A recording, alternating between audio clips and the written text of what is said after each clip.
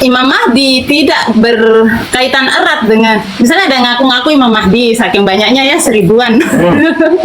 Termasuk kamu. Kan? Dari 1000 orang yang mengaku itu satu.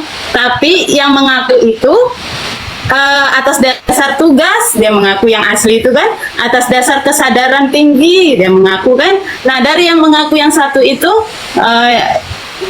yang sangat berkaitan erat dengan Bapak Soekarno. Ceritanya. Bagaimana Imam Mahdi yang sebenarnya itu? Karena yang sebenarnya Imam Mahdi itu termasuk pilihan Bapak Soekarno juga, gitu. Karena yang sebenarnya Imam Mahdi itu termasuk pilihan Bapak Soekarno juga, gitu. Karena Bapak Soekarno kan seorang wali yang dibilang wali amri. Assalamualaikum warahmatullahi wabarakatuh.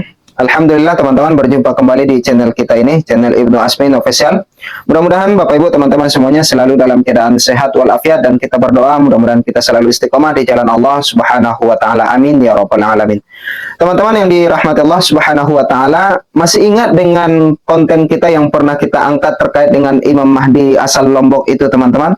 Seorang kakek-kakek, abah-abah yang mengaku dirinya sebagai Imam Mahdi, dan juga anaknya dikatakan sebagai Ratu Adil. Sekarang lagi viral, teman-teman. Di dalam sebuah video rekamannya ketika live, di situ anak daripada bapak yang mengaku sebagai Imam Mahdi ini mengatakan bahwa Bapak Prabowo yang menjadi presiden sekarang itu tidak sah, katanya, teman-teman. Kenapa? Karena dia mengatakan Bapak Prabowo itu tidak dipilih oleh Bapak Soekarno. Sedangkan yang dipilih Soekarno untuk menjadi Presiden Republik Indonesia yang saat ini harusnya adalah Imam Mahdi, yaitu bapaknya sendiri, teman-teman. Coba kita dengarkan perkataan anak dari Imam Mahdi dari Lombok ini, teman-teman. Sangat lucu dan terlalu sekali. Coba lihat berikut ini.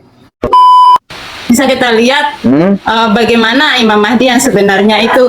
Karena yang sebenarnya Imam Mahdi itu termasuk pilihan Bapak Soekarno juga, gitu. Karena yang sebenarnya Imam Mahdi itu termasuk pilihan Bapak Soekarno juga, gitu. Karena Bapak Soekarno kan seorang wali yang dibilang wali amri, wali pemerintah. Allahu Akbar. Kalau tidak bisa membedakan mana wali, mana ulil amri, jangan dinampakkan di media sosial, Mbak, ya.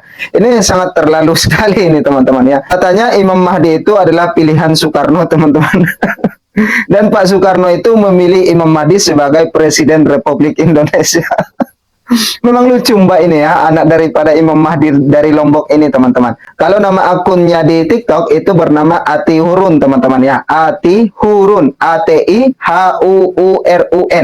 Jadi coba teman-teman ramaikan dia di sana. Pernyataan statement-statement daripada Mbak ini yang mendapatkan gelar sebagai Ratu Adil, anak daripada Imam Mahdi dari Lombok ini, sudah sangat sering sekali mengatakan kalau bapaknya adalah Imam Mahdi, teman-teman. Tentunya kita harapkan agar MUI segera bertindak, mengambil sikap yang tegas kepada orang-orang ini, teman-teman. Nah, jadi Imam Mahdi itu diinginkan sekali sama Bapak Soekarno untuk menjadi presiden ke-8 ini sebenarnya. Makanya sekarang naiknya presiden yang sekarang ini, gimana? Alam masih memberontak. Alam memberontak. Karena harus Imam Mahdi yang naik, kayak gitu sepertinya. Seperti begitu yang ada dalam petunjuk. Nah, Bapak Soekarno itu sangat menginginkan Imam Mahdi yang memimpin negeri ini. Kenapa? Karena kalau yang lain nggak membayat umat, gitu loh, Pak. Itu loh, Bang Omplong dan Onya. Nah, jadi kalau presiden yang lain tidak membayat umat, kalau ini Imam Mahdi ini dia akan membayat umat untuk menuju pengenalan jati diri dan pengenalan Allah yang hak. Itu sebenarnya. Jadi kalau kita paham bagaimana perjalanan Imam Mahdi itu, kita akan bisa melihat yang sebenarnya seperti apa. Makanya Indonesia ini dijadikan mercusuar dunia yang awal, yang akan memunculkan mercusuar dunia itu Indonesia ini. Indonesia kan induk manusia. Indonesia kan induk manusia. Indonesia kan induk manusia. Yuk, tawa yuk. Allahu Akbar. Ada saja, Mbak, ini, teman-teman, ya. Indonesia itu katanya adalah induk manusia. Ini tentunya tidak bisa dibiarkan lagi teman-temannya. Dan yang paling heran saya di sini teman-teman, itu dua orang yang masuk ke ROM live-nya tersebut, itu seolah-olah paham dan mengerti dan mengiyakan apa yang disampaikan Mbak ini teman-teman. Ini cukup memprihatin bagi kita teman-teman, karena di tahun 2024 saat ini masih ada orang yang mau ditipu ataupun diajak mempercayai hal-hal yang tidak mungkin, hal-hal yang mustahil seperti itu. Seperti mengakui Imam Mahdi dari Lombok, mengatakan Imam Mahdi itu adalah pilihan Bapak Soekarno. Allahu Akbar, la haula wala quwata illa billah. Indonesia itu kan Indonesia. Paham katanya. Jadi kalau Imam Mahdi tidak berkaitan erat dengan, misalnya ada ngaku-ngaku Imam Mahdi, saking banyaknya ya, 1000-an. Termasuk kamu. Kan dari 1000 orang yang mengaku itu satu, tapi yang mengaku itu atas dasar tugas dia mengaku, yang asli itu kan atas dasar kesadaran tinggi dia mengaku kan. Nah, dari yang mengaku yang satu itu yang sangat berkaitan erat dengan Bapak Soekarno. Ceritanya. Kalau banyak yang tidak berkaitan erat juga kan dengan Bapak Soekarno. Allahu Akbar.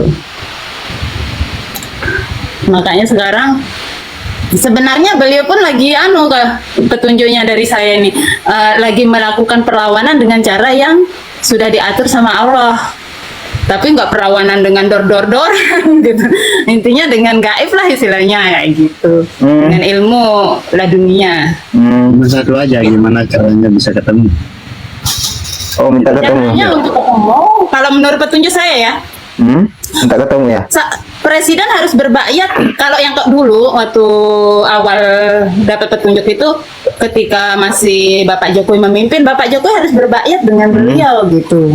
Jadi karena kalau enggak Bapak Jokowi memang Bapak Jokowi sih, bukan yang lain lagi sebenarnya. Bapak Jokowi itu dijadikan pembuka gerbang pembayatan, juga sebagai pembuka gerbang mercusuar dunia. Itu Bapak Jokowi sebenarnya. Terus, jadi kalau sudah Bapak Jokowi berbayat dengan beliau, otomatis rakyat akan ikut. Apalagi pencinta Bapak Jokowi banyak. Jadi kata beliau ini teman-teman, anak daripada Imam Mahdi yang dari Lombok ini, bapaknya ini mendapatkan petunjuk kalau dia itu adalah Imam Mahdi di masa Bapak Jokowi. Dan seharusnya Bapak Jokowi harus datang kepada dia berbaiat, agar rakyat Indonesia ini juga ikut berbaiat kepada Imam Mahdi dari Lombok ini teman-teman. Dan saat ini yang memimpin adalah Presiden kita Prabowo Subianto, itu harus berbaiat kepada Imam Mahdi dari Lombok. Tentunya ini sangat kacau sekali teman-teman kalau dibiarkan. Kita harapkan kepada penegakan hukum, utamanya pihak MUI ataupun kepolisian ataupun ormas-ormas yang ada di Lombok itu segera mengambil sikap dan tindakan agar paham ini tidak menyebar luas teman-teman. Tentunya ini sangat berbahaya sekali kepada masyarakat kita, apalagi di masyarakat sekitarannya di Lombok teman-teman. Jadi insya Allah banyak yang akan ikut gitu. Saya pribadi juga pernah mimpi loh. Saya pernah mimpi Buya Arazi itu Buya Arazi dengan Imam Mahdi. Nah, terus dikatakan di dalam mimpi itu, kalau Buya Arazi ini berbayat dengan Imam Mahdi, banyak yang akan percaya. Karena kan yang namanya Imam Mahdi ini kan manusia biasa. Terus sudah dibilang di YouTube kan akan dihina. Ya betul, terjadi kan penghinaan yang besar-besaran sama ini.